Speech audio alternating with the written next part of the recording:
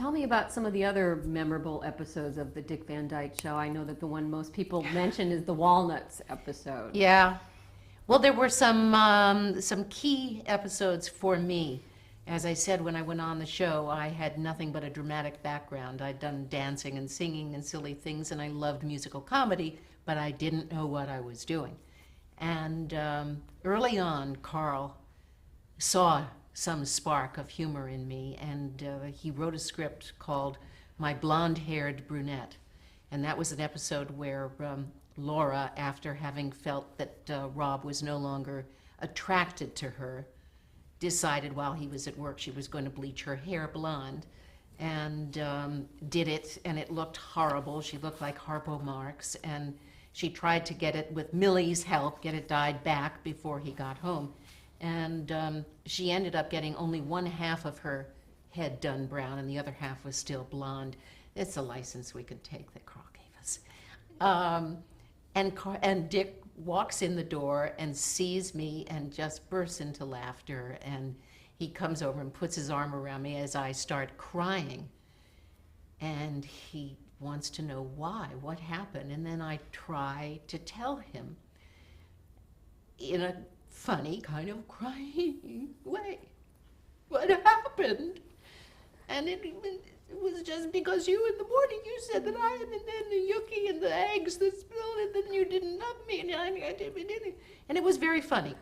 And that proved that I could handle comedy for Carl and everybody else. And from that show on, they began writing toward my ability to cry with humor and you know, any other thing. Then one of the next shows was the packages that would arrive for Rob, and I would open them, and it bothered him that I was opening his mail, and he made me promise that I wouldn't do that anymore. But he began to suspect that I wasn't being truthful. So one day the doorbell rings, and it's the delivery of an enormous brown cardboard box tied in string. And I put it down in front of me, and you can see that the poor girl is just dying to open it and knows she's made a promise and doesn't really want to. So she starts toying at the string with her foot, and she can't get it loosened. So she finally just goes down to her knees on the floor in front of it and chews it apart and opens up this thing, which he fully intends to just repack and put away so he'll never know. And it's a life raft. It's one of those big yellow life rafts that inflates, bigger than she is. And she hears Rob about to come in, and she carries this thing, trying to take it God knows where, but she ends up being in back of it, against the wall, hovering for fear. And he comes in and looks at it, and of course does that wonderful thing that he would always do at Laura, and just quietly tickled inside by her misbehaving. That was another one of those great favorite shows for me. When did you first do the "Oh, Rob"? And was that your idea, or how many times did you do that? There were several variations, my child. There were some "Oh, Robs" that were definitely written in, but I don't think any of us knew how they would grow. I mean, literally swell in different directions. That one would be a "Oh, Rob," or then the next one would be "Oh, Rob," and then the classic one, "Oh, Rob." And I don't even think we were aware of them until after the show was off the air, to tell you the truth. So who was it Carl Reiner that was very supportive of you doing these, moving more into comedy? Tell me more about Carl and how he interacted with you on the show. Well, Carl interacted with me the way he did with everybody else. He just, he gave them the best material they ever had in their lives and probably would have, and supported them if there was any question as to how to say a line or what motivated the line and the subtext. He was there to help and to laugh us out of some convoluted questions too, when need be. He was, to me, father, brother,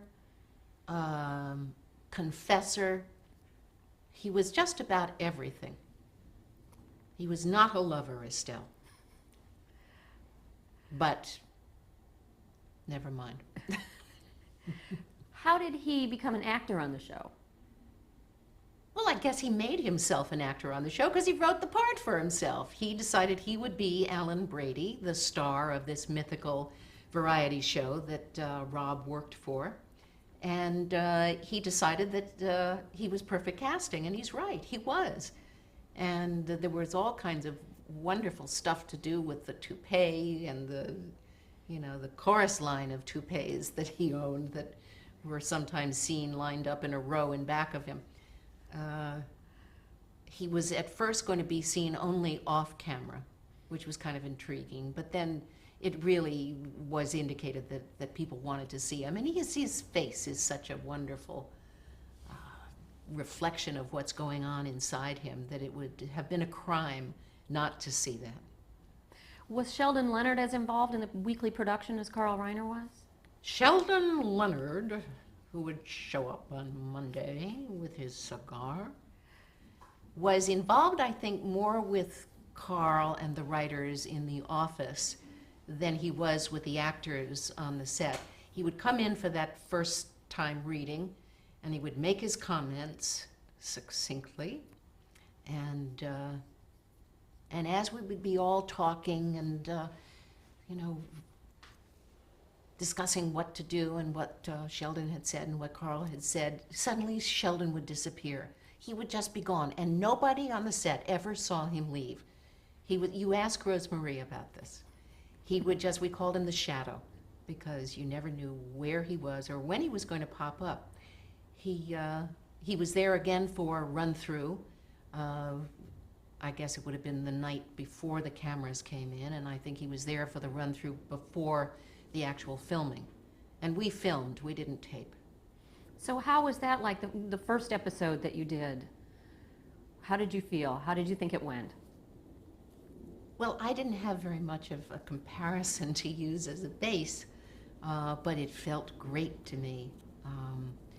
I thought it was just a splendid show, and so did everyone else. And that wasn't wishful thinking. They really did have the experience, and they did know that it was a unique situation comedy.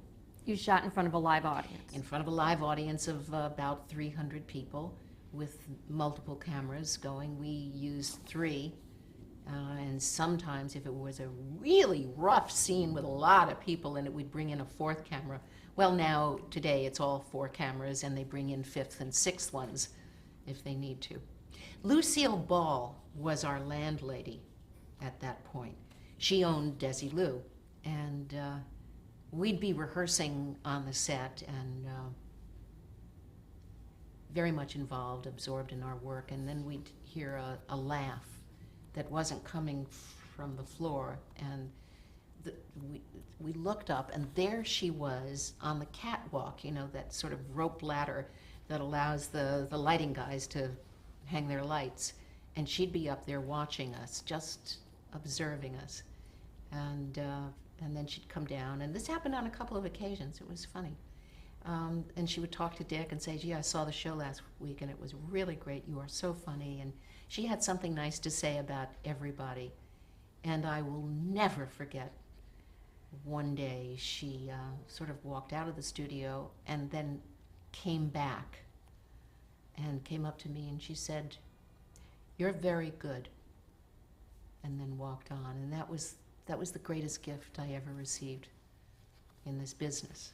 I don't think I have another moment that compares with the impact of those words. What was your favorite episode of the show, the Dick Van Dyke Show? I think it has to be Blonde-Haired Brunette, because that was my initiation. That was a first season episode. Mm-hmm. Yep. What about later in the run? Was there something that really stood out for you? I'm so bad at picking out memorabilia and episodes. There was, I think it was the last show that we did where everybody played cowboys, and I was allowed to sing and dance in that because it was a dream sequence, it was a fantasy.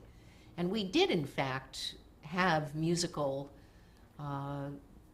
variances at least twice a year. Either there would be the Christmas show coming up, and Alan Brady and everybody had to do something for the cast and crew, and Rob and I would get up and perform, or, you know, with Rosie and Maury.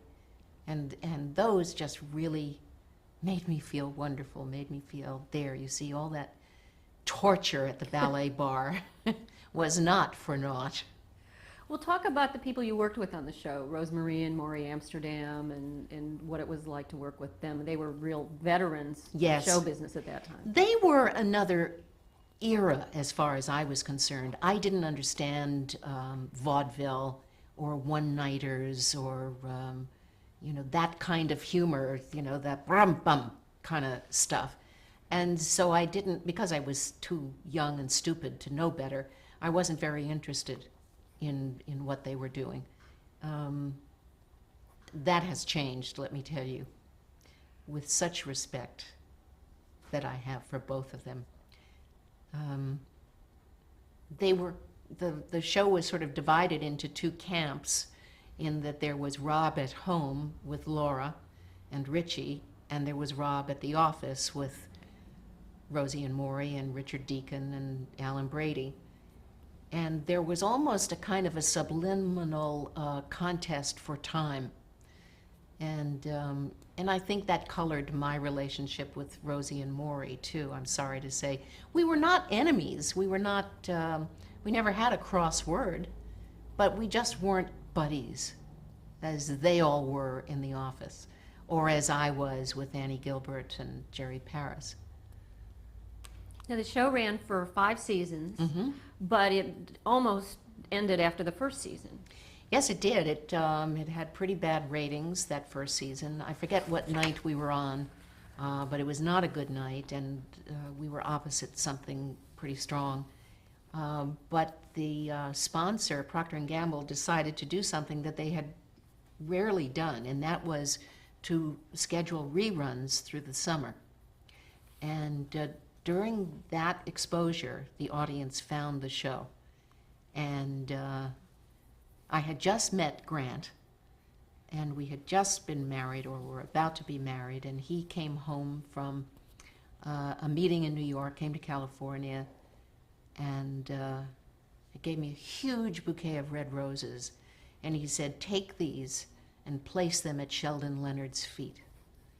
I said, "What are you talking about?" He said, "Because Sheldon Leonard just did the most magnificent sales pitch for the Van Dyke Show to Kent Cigarettes, and they are going to co-sponsor the show with Procter & Gamble." Seems like an odd coupling, doesn't it? But at that time, we didn't know. So you're talking about Grant Tinker, who was, what was he doing at that point? I had just met Grant a few months before. He was with Benton and Bowles, and that's the advertising agency that then handled Procter & Gamble. And so he was a sometime visitor to the set, although his office was really in New York, and we were working in Los Angeles. But there was definitely an attraction. I had just separated and was about to be divorced from my first husband. And he asked me to have dinner one day. It was, in fact, the same day that it was announced in the trade papers that I had separated from my husband, and I said, "Well, I don't think I should. I think some time should elapse before I begin to see people." And he seemed to understand that and walked toward the door, and again, like Lucy, did a kind of an about face and came back and said, "Well, look, a friend of mine just gave me his house in Palm Springs. Would you like to go there for the weekend?" And I said, "No, you don't get it, do you?" But about a month later, I was told that I was expected to go to New York on a publicity tour for the show, and that I'd be talking to a lot of newspaper and magazine editors and doing some promotion on the air. And I found out that it was maneuvered by Grant Tinker. He is the one who said she needs to come to New York to do some publicity, which is where he was. And we did see each other, and it was love at first meeting. Um, it felt very, very special. Not only were we alike in many ways and attracted to each other, but there was this recognition of drive that each had. So it was very soon after that you won your first Emmy. How did that feel? That was certainly recognition of the drive and success. Yeah, that winning an Emmy is a great feeling, let me tell you.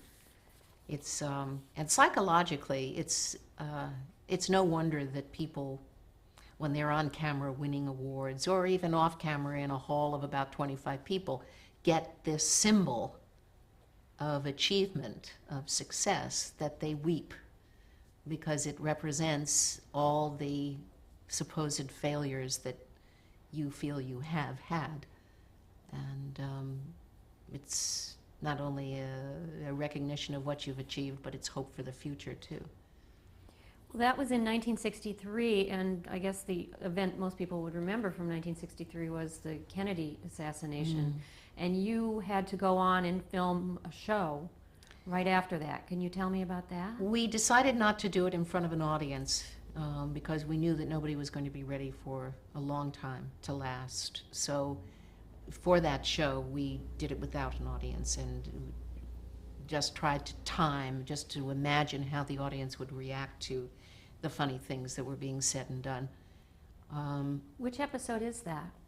I don't remember the name of it, but and I don't remember much more about it than this, that it didn't occur to us at the time. There was a scene at the end, I think it was the tag, where whoever it was who had been featured in the show, it was an artist, I think, gave us a turtle with a painted back. And that's something else. That is so cruel to animals, to turtles. It's a terrible thing to do. But anyway, it was a little turtle, and on its back she had painted a picture of Rob and me and Richie. And I pick it up and look at it and I say, oh, we look like the Kennedy family. And so that had to be redubbed. They had to put other words. I don't remember what it was changed to. I'm sure somebody does. So were you surprised that the show, after you dodged the bullet the first season, that it became as successful as it was, both with audiences and with the industry, because you won so many Emmys? No, not really. Back then, in '61, are we talking about?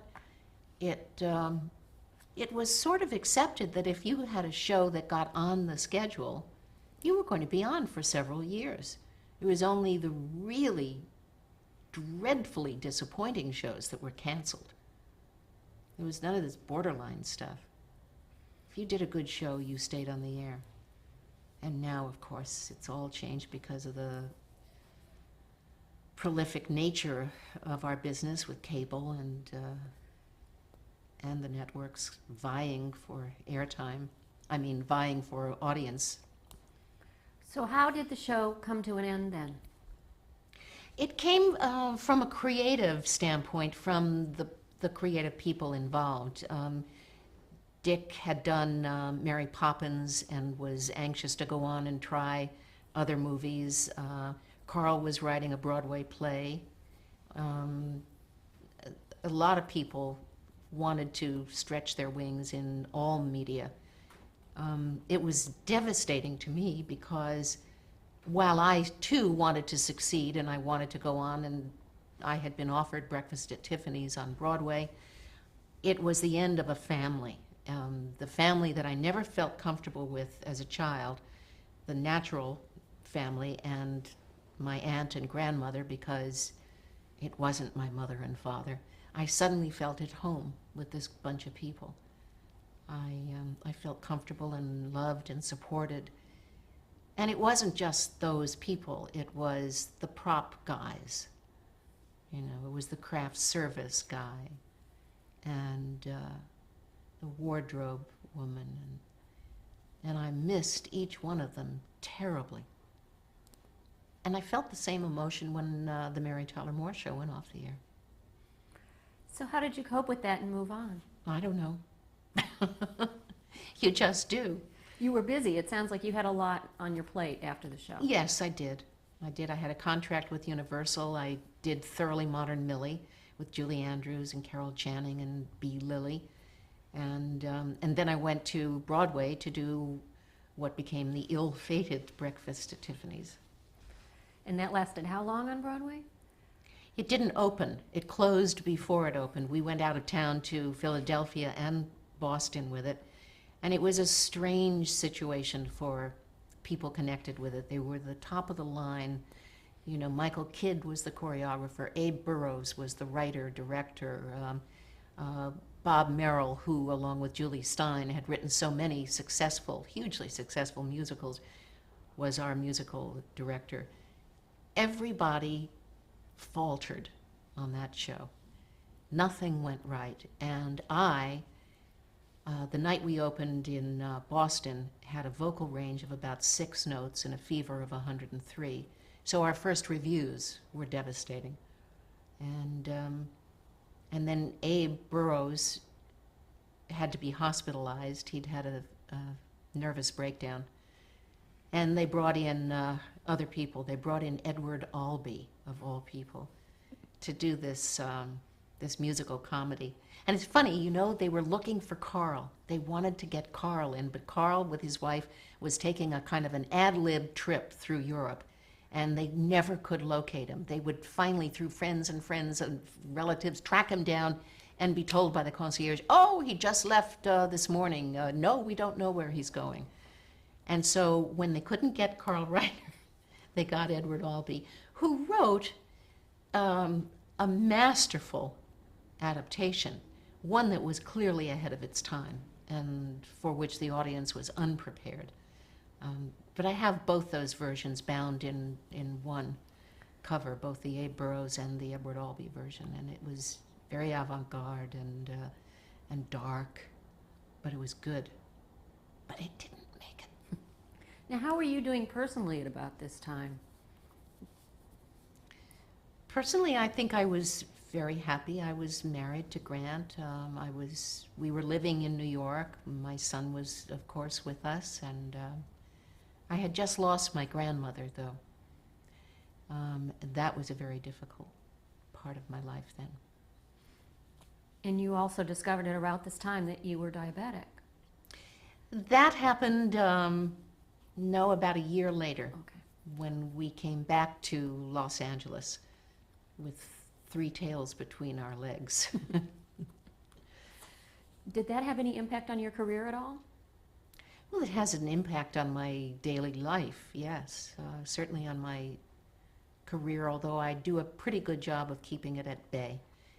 I had just done a special with Dick Van Dyke called Dick Van Dyke and the Other Woman, which he was kind enough, along with Bill Persky and Sam Denoff, who had been 2 of the writers on the series, had written this variety special.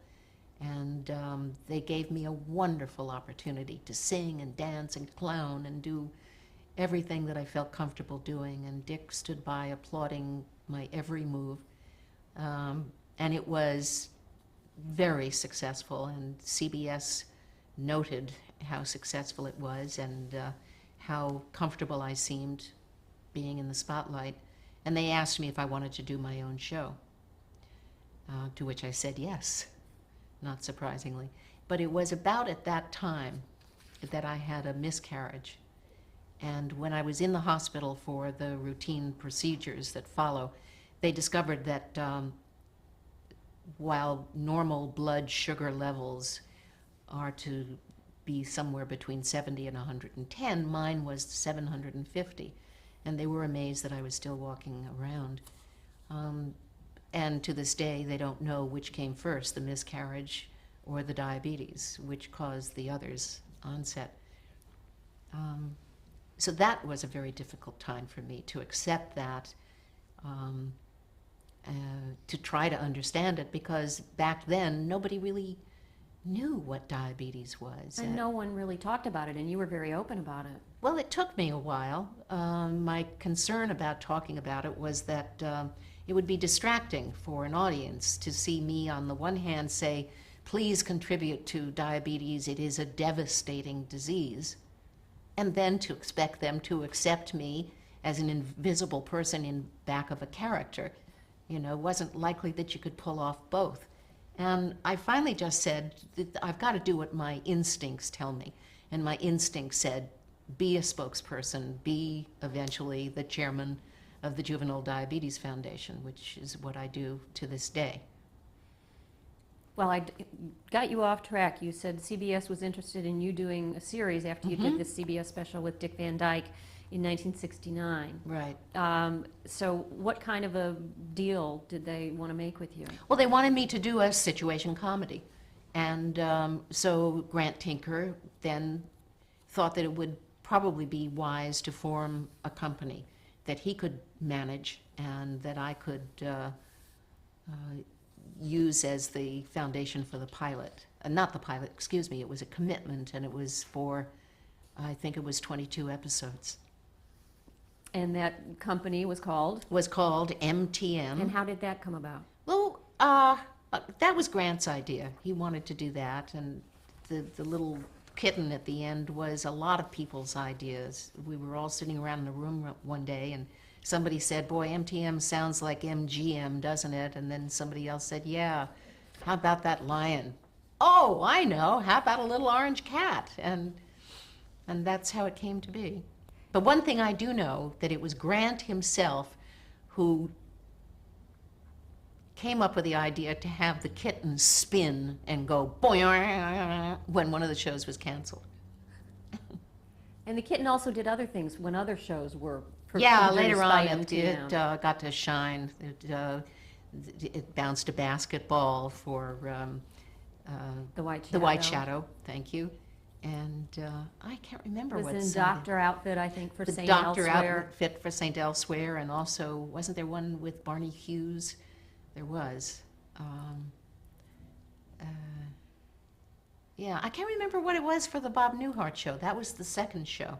I think it was Bob going meow. Yes, that's right. Right.